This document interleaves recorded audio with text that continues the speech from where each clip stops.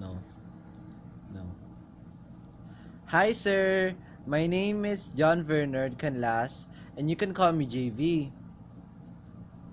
So, I describe myself as a person who is funny, someone who can be trusted, and I'm someone who you can get along with, but interact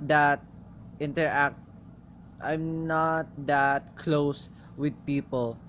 And others describe me as someone mysterious and someone very serious and lonely. And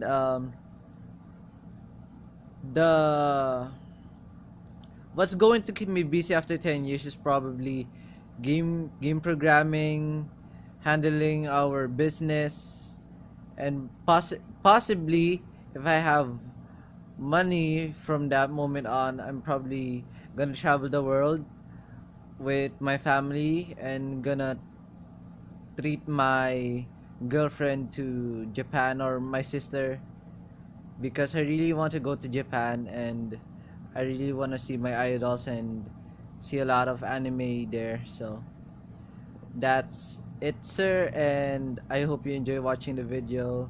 Goodbye.